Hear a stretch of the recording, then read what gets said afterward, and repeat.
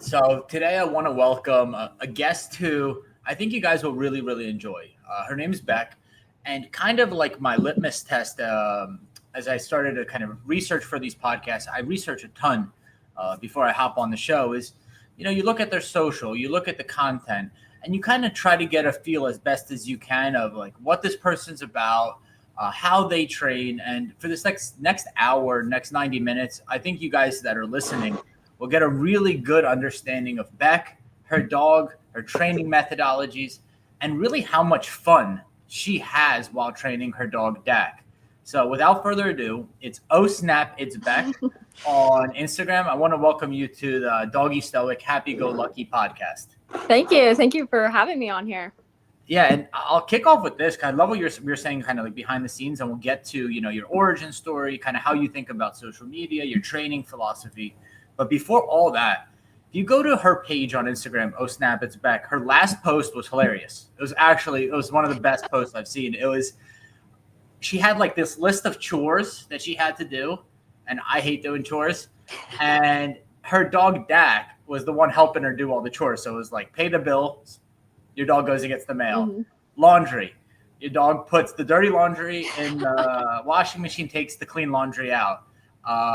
Doing the dishes, bringing groceries in, taking your socks off, prayer time, which I love. Right. Talk to us. How did you teach him to do all that stuff?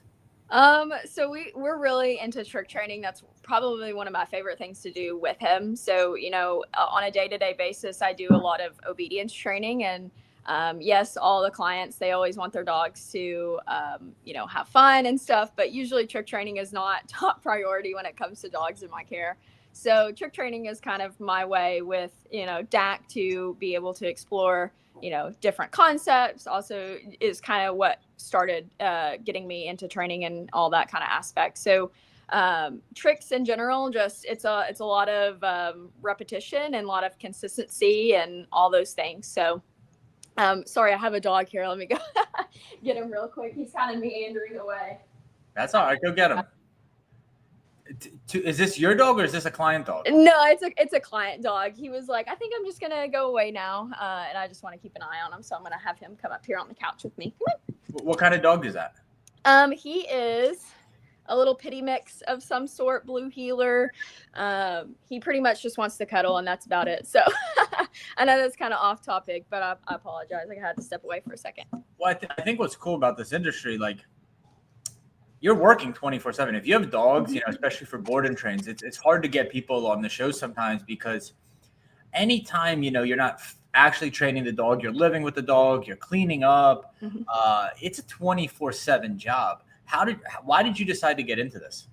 So with the way I train, so I'm actually with a facility. I'm not on my own, which is honestly great. It's probably the best out there in terms of facility wise. I really like the facility I work for, and it allows me to kind of have that separation of work-life balance. It's not 100% perfect. I'm still working 24/7. You get clients who text you at 10 p.m. and they're like, this just happened. What do I do? Or things like that. So you're really kind of still working 24/7, and there's not really a whole lot of work-life balance just in the industry. It doesn't matter if you're with a facility, doesn't matter if you're on your own. Even if you don't have dogs in your care, you're working 24/7, especially when you're involved on social media. Like it's constant. And what was your question? I kind of just diverged from it. You think so? Yep. I think what makes Beck cool is, man, you got a lot of personality. Thank you. You got so much personality, Beck. It's okay if you diverge. Have you ever done a podcast before? No, this is actually the first time. This is your first one? Dude, be yourself. It's all right. The thing about social media is sometimes like we're worried about being judged, but at the end of the day, the thing that works on social media the most is just like being your raw, authentic self. What happens when you work for this facility and you guys have different opinions on how to train a dog? So we honestly, a lot of the trainers with us, we have 3 trainers. So it's me, my mentor, and one of my colleagues, really awesome, great trainers. We all train a little bit differently, but we all kind of follow the same methodology. You hear a lot about balance training in general, and there's so many, balance training in general is a spectrum. So is dog training. And so, yes, we don't always train the exact same. And I wouldn't want to, I want everybody to kind of train how they want to train, but there are certain expectations, humane training, making sure that we're putting the dog first, putting the owners first, things like that. There's not a whole lot we disagree on. Now there's a lot of, there's still concepts that we disagree on, and we have open conversations about those things. Like there's never, nobody ever shoots anybody down. And if we see each other struggling, there's, no hard feelings if somebody steps in and is like, hey, have you maybe tried this? And so I think we really have a good, relationship with each other, and we're just kind of open with each other, and nobody's afraid to call out each other's bullshit, essentially. Yeah. The thing that you said, something really smart there, like balance training is a spectrum, right? Like balance, it's so vague. Basically, if you're not positive only, you probably fall in the balance category. Mm-hmm. But that doesn't really tell you anything about a trainer, right? Like mm-hmm. you could be a balance trainer and take dogs out on a flexi lead. You could be a balance trainer and take dogs out on slip leads. You could do pack walks, slip leads, and you have like 6 dogs around you, mm-hmm. or you could do off leash pack walks. What was your origin story, Beck? How did you decide to get into dog training in the first place before you joined the facility? Yep. So back when, I'll kind of start from the very beginning. So I'm originally from East Tennessee, born and raised. And whenever I was senior in high school, of course, we all think we know what we want to be when we're a senior in high school. And I was like, I'm going to go to college. I'm going to be a marine biologist. I really liked marine biology. I mean, in the middle of Tennessee, as much as you could like marine biology. And so I ended up going to Florida for my undergrad. And I wasn't really vibing with what they had to offer. And I eventually got partnered with a federal work study. So a federal work study is essentially the government's way of giving you a scholarship, but you have to work for it. So sure. They place you with these places randomly. I had no say of where I was placed, just so happened to get placed at the local shelter, and where I acted as pretty much whatever they wanted me to do, like cleaning kennels, intaking dogs, adopting out dogs, interviewing people, literally whatever they had to do and they needed help with, which is pretty much everything. If you are involved with shelter work, it's pretty anything. They're always understaffed. And so there I got involved, ended up fostering a lot. I fostered a lot of dogs, a lot of cats. Fostered my now dog Dak, and wow. With Dak I kind of went into it and I was like, okay, I'm gonna take him home, I'll foster him for a little bit. He was 4 weeks old, had to be separated from his mom. So you knew right away you're gonna take Dak for life? Yeah, and I was kind of already looking for a puppy in general, and I was like, well, what are the odds? I've been wanting an Australian Shepherd. They say they were Australian Shepherds. Every girl in their 20s wants an Australian Shepherd. For sure. Right? I'll tell you a story about that in a bit. Right. And then from there, I transferred back home, decided I wanted to kind of change my major based off what I had discovered at the shelter. I was like, I want to be a veterinarian. Like, that's what I want to do. Right. So I transferred back home, lived with my mom for a while, went back to college back home at University of Tennessee at Knoxville, completed my undergrad with the idea that I was going to go to vet school. I was working at a vet at the time, so I got a job at the vet working vet tech, reception, whatever they needed me to do. And from there, I kind of quickly learned that maybe I didn't want to be a vet, but I was kind of in that interim of like, I don't really know what I want to do. What was it about that? Well, it's going to be funny because there's no work-life balance, right? So when you're a vet, there's no work-life balance. But also you're actually a lot less involved with dogs when you're a vet. Like, a lot of it falls on the vet techs and the, just anybody else. Like, the vet does a whole lot surgery wise. Like, they do a whole lot. I'm not saying they don't. But it's just a little bit not what I was expecting it to be. And what I had in my mind of what I wanted to do. So decided against that, but I finished out my undergrad anyways. So I have a degree in animal science, a bachelor's. From there, I was dating my now husband, and he went to school here in Louisville, Kentucky. So He ended up buying a house, and I was like, fine, like I have nothing else to do. Like, I don't know where I'm going to be at. I don't know what I want to do kind of with my career. So moved up here, started working for my work, the Pet Station Country Club. And I was working as a daycare assistant lead, learning a lot about dog body language, and also struggling a lot with my own personal dog, Dak's behavior at the time. Ended up getting him like trained via a board and train with my now mentor. Amazing trainer. And from there, I just was like, that's what I want to do. Like, I want to help people the same way she helped me and my dog. And that's kind of how it sparked. I know that was a lot. No, it was a lot, but there's a lot of really awesome stuff to unpack and a lot of synergy. So I'm gonna just take it one step at a time. Mm-hmm. So I run this business, and a lot of trainers, they run the business kind of solo, right? Mm-hmm. I maybe 2.5 months ago, for the first time, I was thinking, like, how do I want to expand, or how do I want to grow, or what's kind of my next step here? And I put out a post on Indeed, and I hired a young lady, and that's she awesome. went to school for marine biology. What are the odds?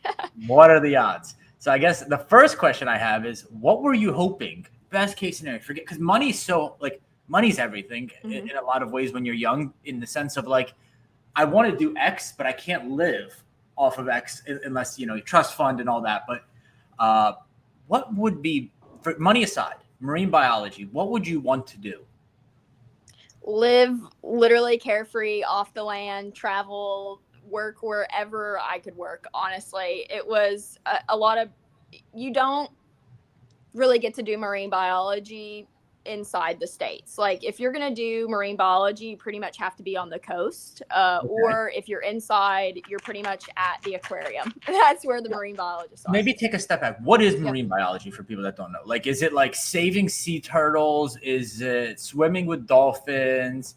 Is it cleaning the oceans? Like, what actually is it?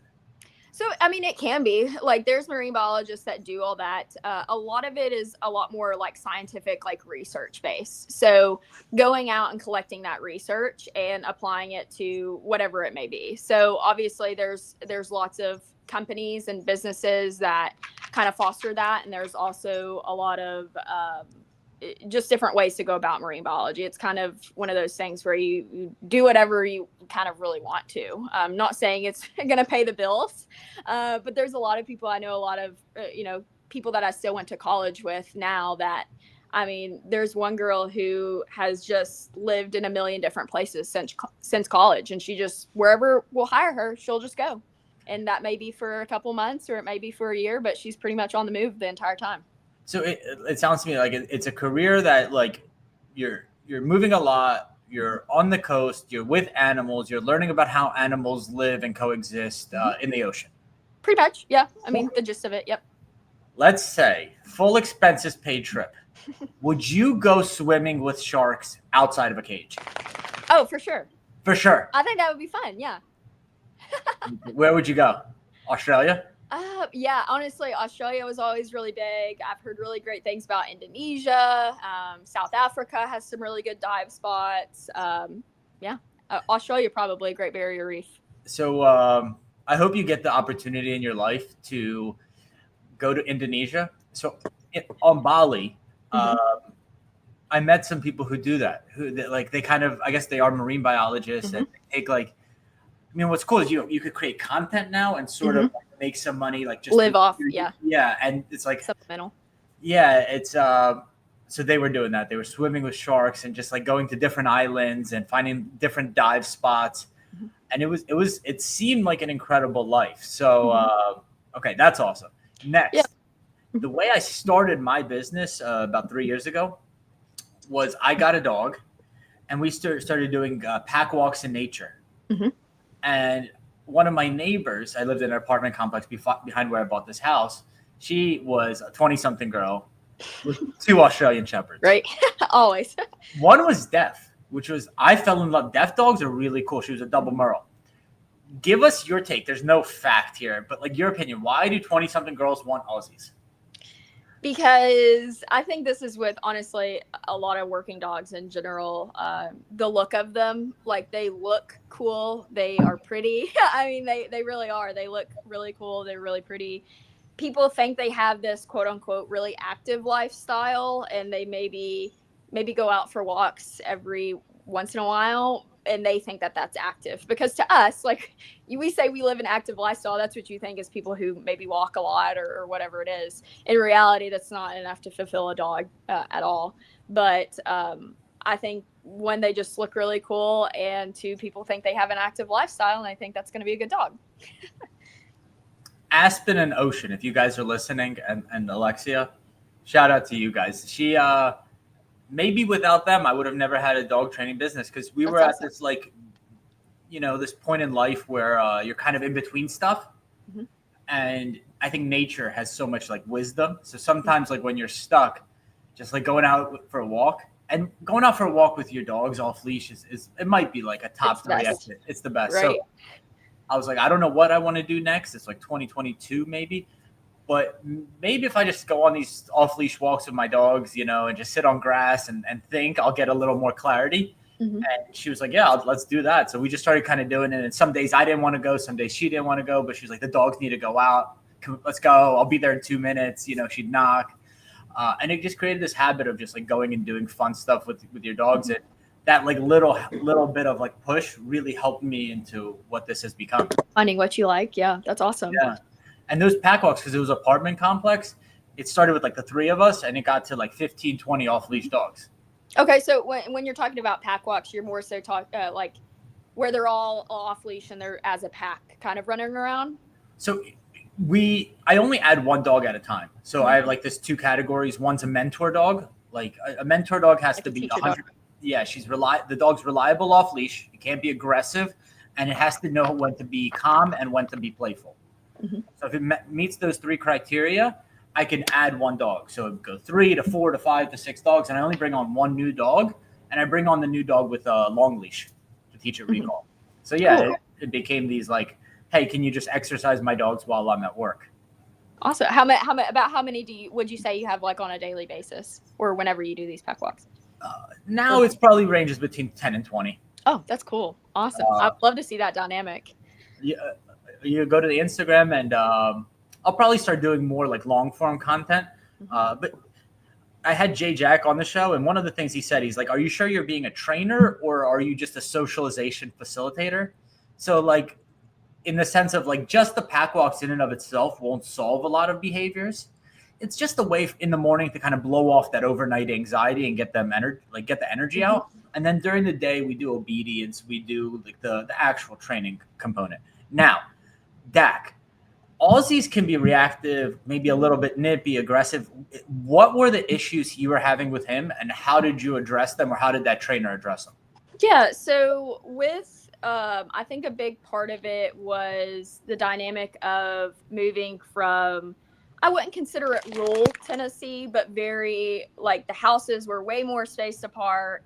Our daily walks, like, we wouldn't really encounter people or other dogs. This was kind of COVID era. I got him in March 2019, right? March 2019. So COVID era, I mean, lots of people are out walking and doing things, but we didn't get any, like, what I would consider good socialization now. Like, now I know better. Like, back then I didn't know a whole lot of what I do know now.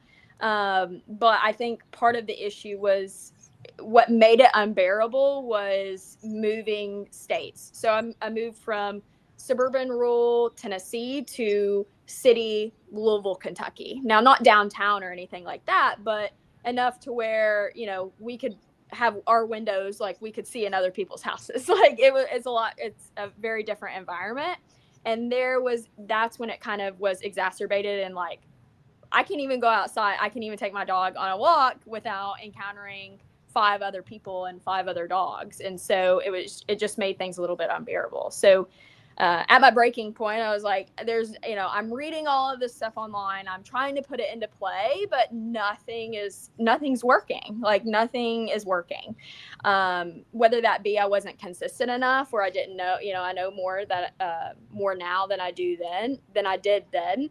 But my trainer, she really worked on a lot of obedience. He lacked a lot of structure and a lot of rules, but also working on relationships. So, being able to get us to a good point where he listened when I said no, or when, respect, essentially respect and trust. She worked a lot on. She also did a lot of muzzle training. So he came out muzzle trained that way that we could safely socialize him, essentially, be able to get him new experiences and things along that line. As much as you could do in a 4 to 5 week board and train, it wasn't going to solve 100% of the issues, but it's a heck of a good start, essentially. Can I back you up real quick? Do you remember what you first, so was he like barking out the window, then you'd open the front door, he would just hit the end of that leash because he saw a dog? Oh, it was like awful, like barking, lunging. I truly thought he hated dog. Like, I thought he was aggressive. I truly thought he was aggressive. Now with people, like, he can be, like, if they don't respect his boundaries, like, he's not afraid to do a quick, like, nip. But with dogs, I was like, oh, he absolutely hates dogs. He's aggressive with dogs. Come to find out, that's really not the case. He lacks a lot of social skills, and is kind of rude with behaviors, and just your typical Aussie. I mean, Aussies, nip and bark, and that's kind of who they are. It's not necessarily reactivity per se. It's just their kind of natural behaviors. But he was very rude, and it was just, barking, lunging, and he had no really off switch. It was like go, go, go, go, go the entire time. And I was basically caught in this vicious cycle of not being able to do stuff with him, behavior getting worse. Well, then I couldn't go do anything with him, and behavior got worse because I wasn't exercising him or fulfilling him. And we'll fast forward to where you are now as a trainer. But do you remember some of the things you tried? Or like maybe some of the methodologies? Lots of treat training. He's very treat motivated. Huh? So like at what point, like when would you give him a treat? If he would see a dog, he would get a treat, or I would try working on like name games. So, I call him, try to get his attention, give him a treat, things like that. But when he's in those moments with dogs, like, he'll take the treats. They're just not meaningful to him. They don't like mean anything in those moments. Or he reacts and he gets rewarded twice because he's like, wow, that feels great, and I get a treat out of it. So he's essentially getting rewarded. I would pause right there. And if you guys are out there listening, my team's listening, this is a clippable moment. He would take treats, but they weren't meaningful. Mm-hmm. Or he would take a treat and then react, and now he got a double reward. Mm-hmm. So all those videos that you are watching online of redirecting dogs with food away from reactivity, you always wonder why it doesn't work. Well, Beck just laid it out for you guys as to why it doesn't work. Mm-hmm. Yeah, they basically get double rewarded, double the reward for them. It feels good, and they get a treat in return. So it's like, why not do it? Why not react? You punch that guy at the bar and you got $5. Exactly. Or they get recalled away from it, but it doesn't really truly solve anything because they don't make that decision on their own. Okay, there we go. So now the next step, you're like, okay, this isn't working. This isn't working. He needs to learn to make better decisions. Mm-hmm. Take us there. Yeah. So e-collar training changed the game for me and my dog. Like, I will die on that hill. I was totally anti e-collar until I had a dog that I was at my wit's end with. And I wish it didn't take as long as it did for me to realize that punishment is not a bad thing. It's okay to punish your dog. So. And before, you felt like if I punished Dak for him acting like a jerk, what would happen to him? That it would, make him fearful or aggressive. And when you hear punishment, do you remember what you used to think about? Because, like, it's so funny. Like, now I've gone to a seminar with Jay, Jack, and Larry. And Larry's actually, Larry Crone is right by you. Yeah. Some punishments is with some dogs, especially if you have a good relationship, you don't even have to touch them. Mm-hmm. Some social punishment to dogs, especially Velcro dogs like Aussies, where you're kind of like change your tone and you're like, hey, what are you doing kind of thing. If you're able to encompass that vibe, man, that is punishment. Mm-hmm. Do you remember like some of these moments of like where that clicked for you, the first maybe punishment event you had, and then he looked at you differently? Can you think back to that? I know we always we sometimes forget those moments. They happen so fast. Yep. So the trainer and my facility in general, we do like go home videos. So there are times that I have went back, and I mean, it's been 3-4 years now, looking back on my go home video, which is essentially the trainer recording me doing, those things. It's really funny because I have, my handling's awkward. I'm a little weird, but you can, I'm like, is it okay that I do this? Like, should I punish him in this moment? And she's like, yeah, like that is a punishable moment. Like if you have to question whether or not if it's a punishable moment, like more than likely it is, just because people tend to err on the side of caution with punishment, and not saying that you should just throw around punishment all willy-nilly, but people tend to under punish their dogs. Like they treat them like children, essentially. They're like, oh, I don't want to break them, or they're going to hate me if I punish them. Oh, he looked at me like, after I gave him a correction. Like, I don't think there was one necessarily moment where I was like, whoa, but I think over time things have just gotten a little bit more comfortable, and, being able to communicate with my dog what's right and what's wrong. Essentially, I feel a little bit better about it once I've done it now. So, okay. So you fostered, worked at shelters, got 4-month-old Dak. 4-week-old Dak. Yep. Rural Tennessee, now Louisville, Kentucky, fixed the reactivity, and you had like a switch go off, and you're like, I'm going to become a dog trainer. I'm actually not so bad. That go home video, I wasn't great, but I got like a little bit of a natural talent for this. Is that what it was? Yeah. And my now mentor, she apparently had talked to my boss. His name is Scott, great guy. My mentor's name is Carol. And apparently she had said, this girl's going to be your next like dog trainer for the pet station. Before I even knew like that I was going to be a dog trainer, she kind of already like knew in her mind that that was probably going to happen.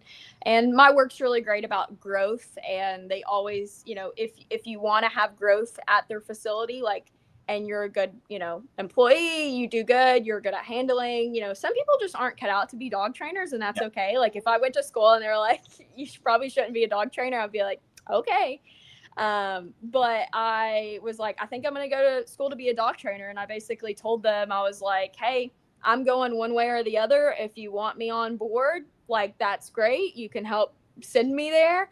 But if you don't, that's okay too. We'll just go our separate ways and no hard feelings. But they were more than happy to kind of have that place for growth for me with dog training in general. So how did you decide which school you wanted to go to? So I went to Starmark Academy, and that is where Scott, he actually went to Starmark Academy years ago. And that was kind of the place that he was like, I'd really want you to go there. I think there was another person that had tried out a different place, but they weren't super fond of it. But Starmark Academy is very open to the approach that essentially we kind of are at the pet station, that balance training. And what is the pet station? Is that like, it's like a daycare, and then some dogs with trouble behaviors, they decide to work with you guys?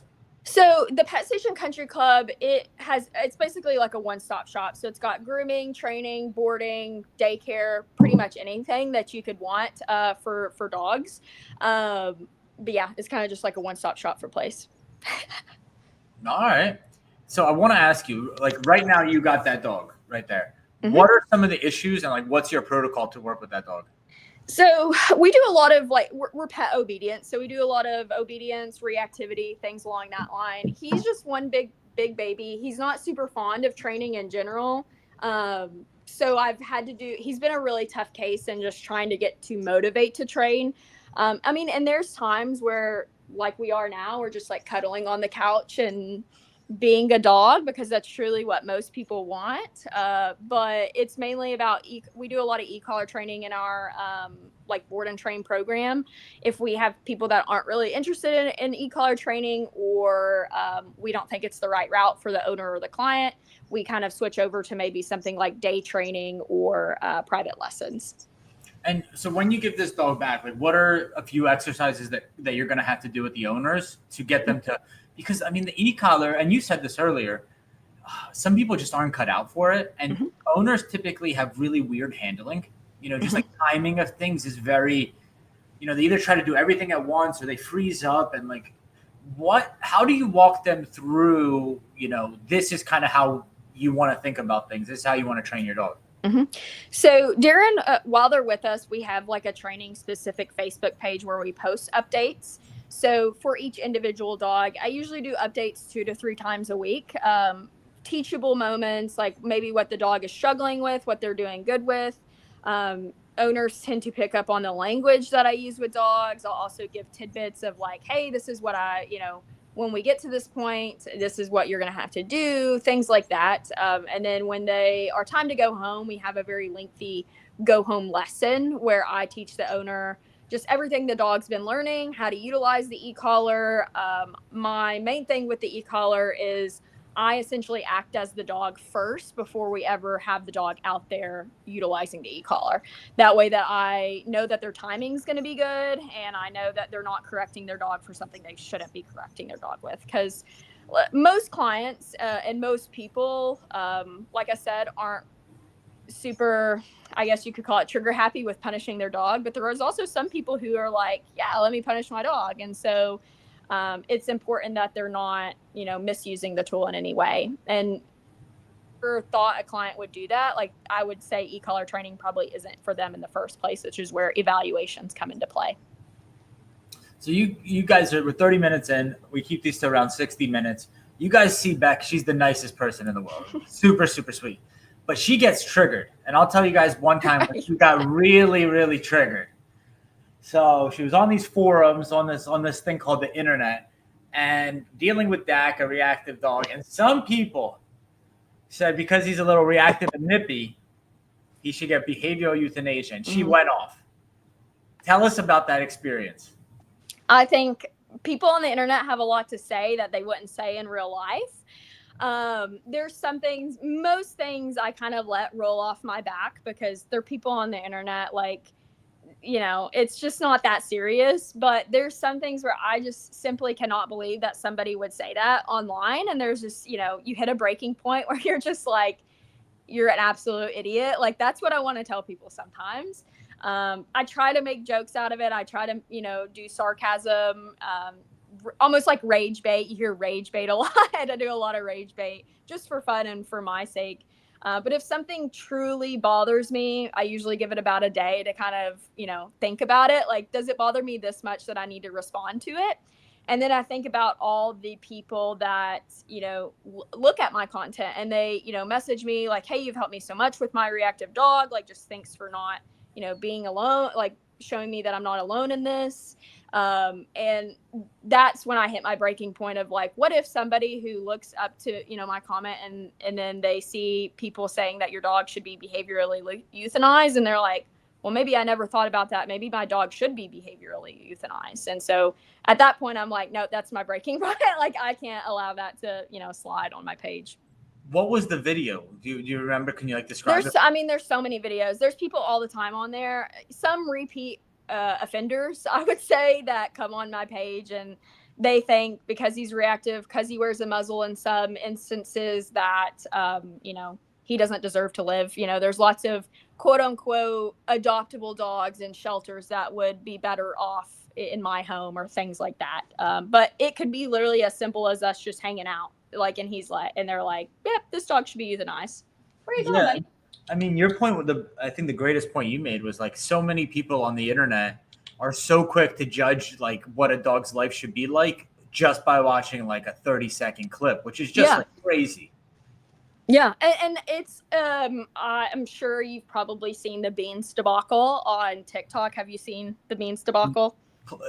Explain it. I'm excited. The Beans, he's a Shiba Inu puppy who has some resource guarding issues, like some pretty severe resource guarding issues. And mom, she's just a typical dog owner. Like, she's not a dog trainer. And people, like, from the first post she ever posted about Beans, that dog needs to be euthanized. That dog has a screw loose in his head, yada, yada, yada.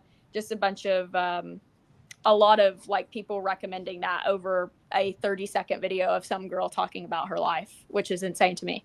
His name is Beans? Beans. Yep. I'm name. Sure if you look up Beans Shiba Inu puppy on TikTok, you'll see it.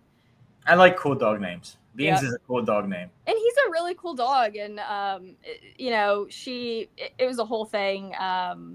she had a trainer, and then another trainer reached out, somebody that I actually have followed, and offered her a free board and train, did a free board and train. Of course, people had a lot to say about that because he uses e-collar.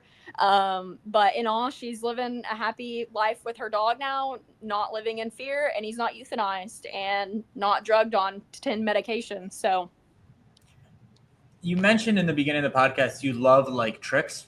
Mm-hmm. Where do you see, you professionally, or maybe from like a dog training standpoint, in like the next 5 to 10 years?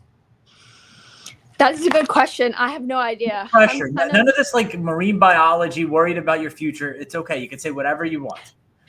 I think I'm at this point in my training career. I'm still what I would consider like a baby trainer. Like I have a lot to still learn. I'm very new in this industry. I mean, there's people that have been training for their entire lives and they're 60 years old, like Robert Cabral. But I think I have a lot to learn, and I hope in 5-10 years time that I am still giving people the joy of having fun times with their dogs, and allowing them to make good choices for their dogs. And I mean, maybe I'll have my own business by then. I really like the company that I'm with, but who knows in 10 years times if I'll be off on my own, if I'll still be with a company. I really don't know. I'm kind of, like I said, in this interim of finding my training style. I still think my training style changes on a daily basis. Like I figure out new things every single day. There's always stuff to learn. And I'm kind of just in that interim of finding who I am as a trainer and what I want to kind of do. I really encourage you guys to check out Beck's page. One of the cool things I saw you do was hide and seek with Dak. Right. It's such a cool, like a rainy day activity. Even if you don't want to go out, basically she puts him on like a place, not even a place bed. It was just like a place, like a mat. Yep. Yeah, like a mat. And then she goes and hides in different places. And then what's the release command? Come find me. He'll hear me scream, come find me. Yep. And then the first time she did that, she hid in the shower and he found her right away. And she's like, oh, that was too easy for you. Let's try that again. Yep. I swear, and things like that. So activities, that brings up a great point of activities like that sometimes are more fulfilling for what most clients would want to do, which is take their dog on a walk. And so a big part about like who I am and trying to figure out what, who I am as a dog trainer, focus on a lot more activities like that. Like how can we actually fulfill dogs rather than, just physically exercising them? Like how do we mentally fulfill them? How did that become a thing? Do you ever think about that? Like the everyday dog walk? Yep. I don't know. Maybe somebody probably put it on the internet somewhere and somebody read it and went with it. This was before the internet. Right? Yeah, that is true. Hey, because you hear this statement, I need to take my dog on a walk. Mm-hmm. And I guess like the question I ask is like, why? Exactly. Well, they have to go potty.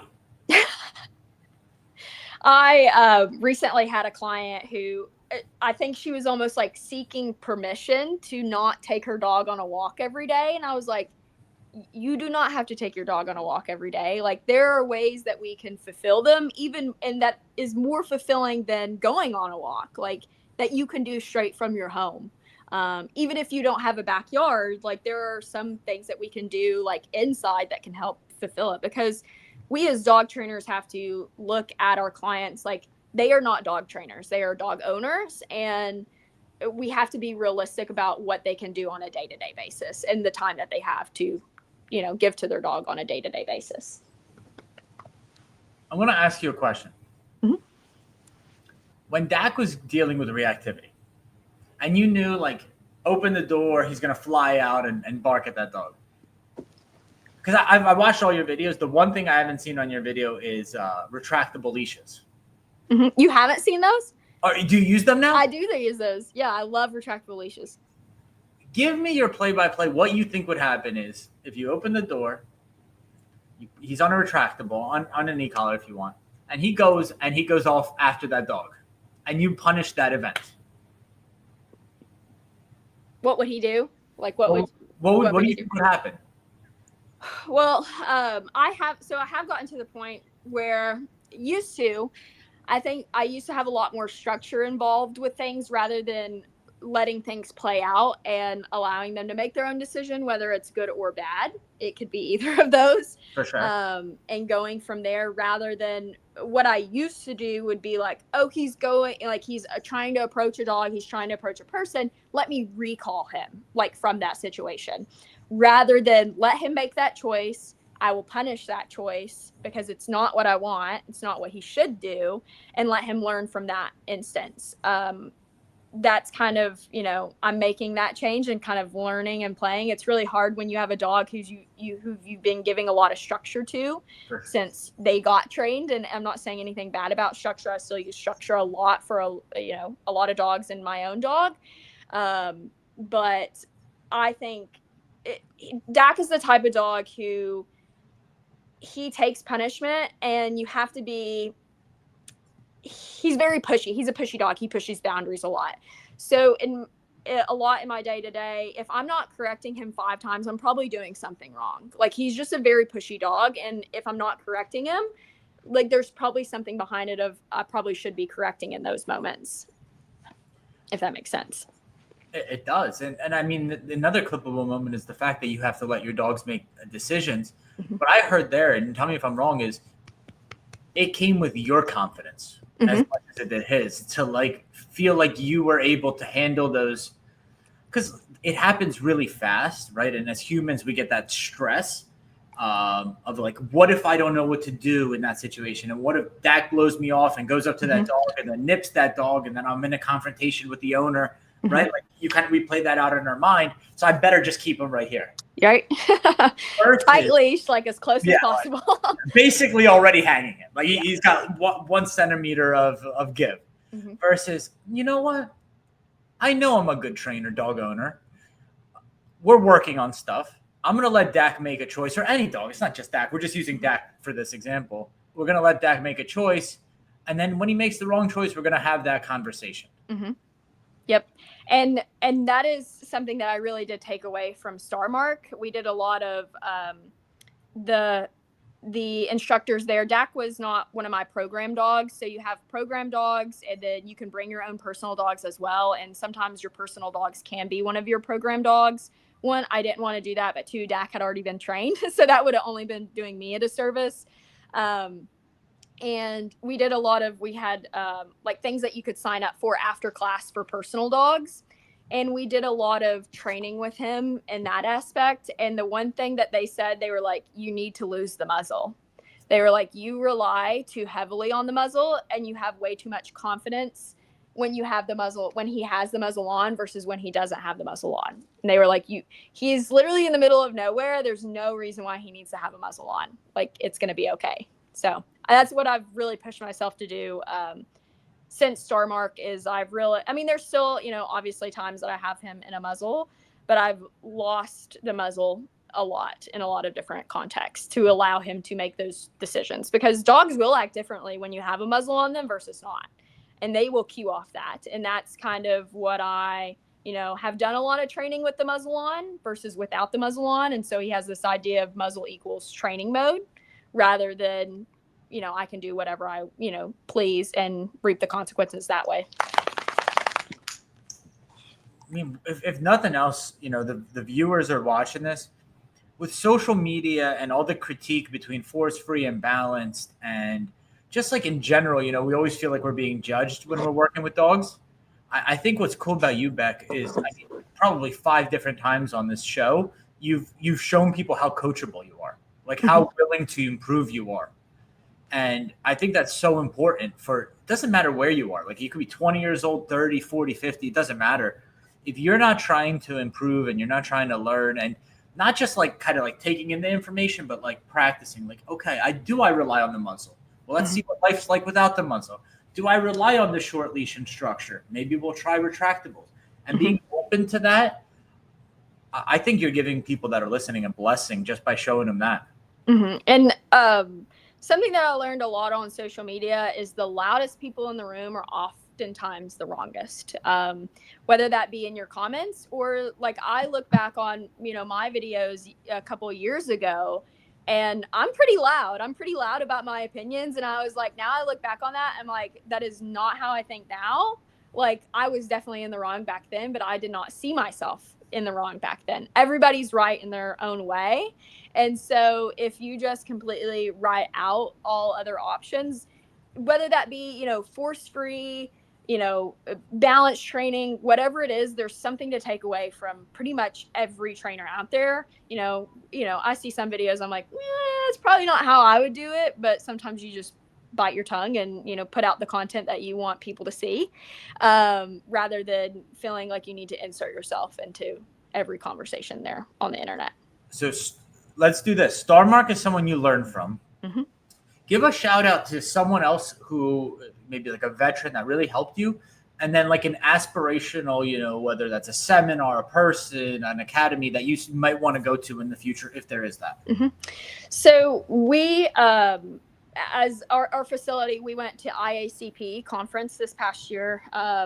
Loved the conference, loved every single person there. All the people that spoke, I would totally go to one of their seminars. With the IACP, you only get about an hour to an hour and a half of each speaker. You can learn a lot in that hour and a half, but not nearly as much as what you would if you went to somebody's actual seminar. I would love to, obviously go to Jay. I think Jay Jack is probably like everybody should probably go to a seminar of his. Him, I've also really been loving Dr. Melanie. I would butcher her last name if I said it, so I'm not just Dr. Melanie. Has been great to watch. Somebody that I've really learned a lot from, that maybe is not so well known. One of my academy instructors, her name's Catherine. She is still the head instructor at Starmark today. She knows so much, and I wish she would put stuff out on social media. She doesn't. She was heavily involved in like the military, police canines, things like that. And I just learned so much from her. She has a lot to give. And she was at IACP as well as like a vendor, Starmark was. And so we got to see her and kind of catch up on things there too. So for you guys wondering, so Dr. Melody, I think her name's Uday or something like that, but It's actually a lot easier on Instagram. It's Canine Decoded. Mm-hmm. I agree. She's a great follow. And she does, I think this is going to be the future, canine fitness. Mm-hmm. And I want to ask you, it's actually one of my questions. You mentioned you had a setback on the treadmill the other day, so I want to hear that. But I mean, I was an athlete, and my soccer career ended on an ACL injury. Mm-hmm. My dog, about a year or so ago, tore both of his CCLs. So like, I kind of started going down like the thought process of like these high drive dogs and how to keep them healthy physically. Mm-hmm. Because you see these Mals, these Shepherds, the Aussies, the Border Collies. There's going to be so many injuries in the next 10 to 15 years. And every ACL or CCL injury is like $5,000, $10,000. Mm-hmm. And it's just hard. It's hard to deal with it. The quality of life of the dog deteriorates.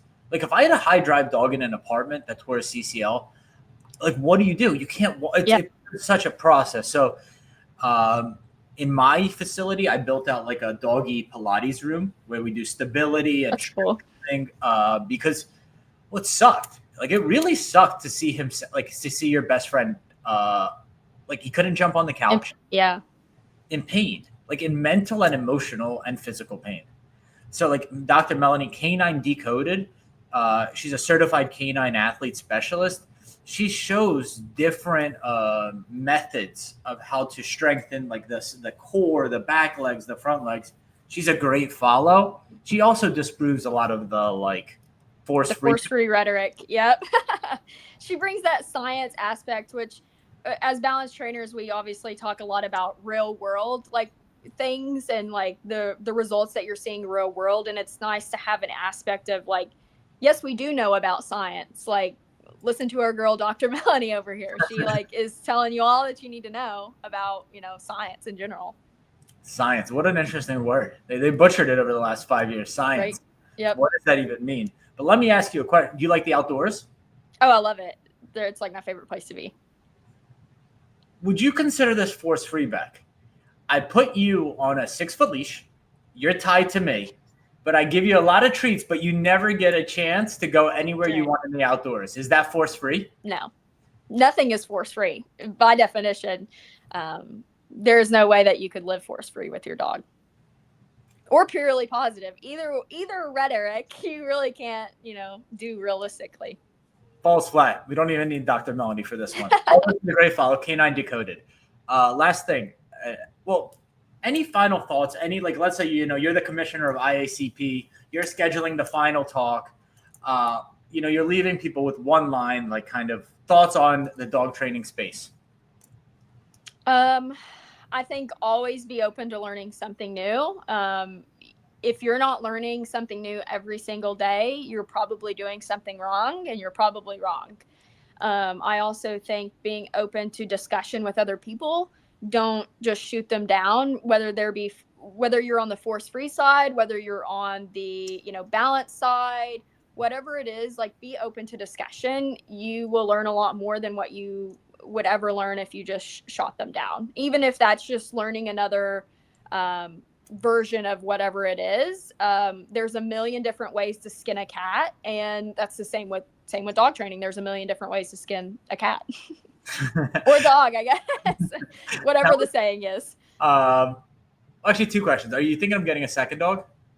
So I actually do have 2 dogs. A lot of people don't know that. So I have a 12-year-old Australian Shepherd. He's old, and he likes to spend most days just like on the couch. He's got a really bad heart murmur and probably a little bit of heart disease. And so we really limit what we kind of do with him. Obviously, we still mentally fulfill him, but he's a lot different than Dak.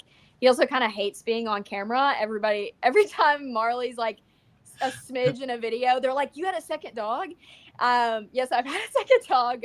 He hates being on video. That's hilarious. He's just not really into being online. He gets a camera put in his face, and he's like, "Oh my gosh, I don't want to do this." And so he lives most of his time just kind of relaxing and being just a good household dog. Third dog, I wish I almost adopted my Starmark Academy dog, but my husband shot me down. He has limited me to 2 dogs. And so, I mean, I have an idea of kind of what I want for my next dog, but we're just kind of enjoying the time that we have left with our older dog and kind of focusing on that rather than kind of focusing on the future. Yeah, three is a game. Like two is manageable. 3 becomes it completely changes the pack. Yeah, for sure. What kind? Like, you could say breed, or you could say like personality. Like, what would you be looking for? I'm really torn between a border collie and a lab, a field line lab. Very Smart. Different, yeah. Very different dogs, but I think I'm leaning more towards a field line lab, just because that really the biddability of them. Yeah. You don't get a lot of labs to train for a reason, by the way. Right. They're just all around good family dogs. So they're all around great dogs. Black lab or white lab? Or yeah, I guess yellow. I really like black labs. Me too. I've seen a lot of good drivey black labs. And it's kind of just what I'm a little bit more drawn towards. I did have a chocolate lab recently for training though, and it's kind of changing my opinion about chocolate labs a little bit more. So we'll see. I'm kind of open to whatever. And like, this isn't typically what I am with, but this was the final question because what was the setback Dak had with the treadmill? So with the treadmill, honestly, I have no idea what happened. So I was using the treadmill maybe once a week, like not very often. Obviously, we were past the point of like training the initial treadmill, so we weren't using it all that often, just as more as like a supplemental exercise. Went on vacation. He boards, and my mentor does like training with him while he's there. So like kind of like a refresher training. Came back. She did nothing with the treadmill. We don't have a treadmill at work. She did nothing with the words that I use, nothing. Came back, put him on the treadmill. I said, load up is his word, load up to go on the treadmill, and growling, looking at me like he was about to like F me up. Like he was like, absolutely not. I'm not getting on that treadmill. Don't know what happened. Don't know like where that word got poisoned at. I only use it in one other aspect, which is in the car, like getting in the kennel. And sometimes I don't even use it. Sometimes I just say kennel rather than load up. Have no idea how that word got poisoned, but it did. And that was just something that we had to kind of work through. And that just kind of goes to show is like, sometimes things change and you have to kind of adjust how you train and what you do with it. So. Can we stay on this for 1 or 2 more minutes? Yeah, I'm fine. Awesome. So I put out a video. I'm going to start doing more of this of just like unedited, like full training sessions with clients. And something I think a lot about. So like, as you said, you're working through it. How did you work through it? So we did a lot of, the treat and train. Do you use a treat and train, or you know about it? So treat and train is essentially like a button that you can press, and it has a treat dispenser. So you can put these things in other ways. And I basically wanted to remove myself from said situation. That way I wasn't putting pressure on him to get on the treadmill. It was kind of like he willingly got on it and would get a reward. I tested out the words in other contexts because I was like, is it the treadmill itself, or is it the words that I'm using to get him on said treadmill? I found out it was indeed the words, but the treadmill had to be tied into it somehow, because that was, like I said, the only other aspect that I use it is to get in the kennel, in the car. And I only use that every, like, it's just one of those words that come out that doesn't actually mean anything when he's loading up in the kennel. Used a lot of treat and train, but also kind of scaled back in changing the picture a little bit. So I did end up moving the treadmill to a different part of the room, just changing the picture a bit. But essentially, like, yes, I probably could counter condition the word and make it mean good things, but I ended up just changing the word. Now it's just treadmill, get on your treadmill. And we've kind of worked through it, and I haven't seen any issues since. So you mentioned Jay Jack. I just got back from his seminar. It was in Nashville, and it was an amazing thought. So Starmark, did you guys cover negative reinforcement? Oh yeah, they're all about anything and everything, quadrants and all that. So like Jay had a great statement, because like negative reinforcement is escape avoidance, right? Like you escape pressure, and in the future you learn to actually avoid it. And yep. First we start with just slip lead pressure, basic collar pressure, right? Because we don't want the pressure to be too heavy. And he talked about how all negative reinforcement starts as compulsion. Mm-hmm. So compulsion is like, you're going to do it. And you don't know this. You don't have the opportunity to escape or avoid because you don't even know it. And he talked about, because I asked him about slat mill treadmills versus regular treadmills, right? So he said regular treadmills are compulsion because they're moving and the dog has to move, versus the slat mills are by choice. The dog has agency. So I always think about like the conditioning process with the treadmill, like how some people use positive reinforcement to have like a classical conditioning to it, versus just like, hey, you're on the treadmill. Yep, do it. And I actually don't think there's a right answer, because it really just depends on the dogs, right? Because some dogs will say, oh yeah, you're forcing me on it, I'm just going to turn and bite you. Yeah. Right?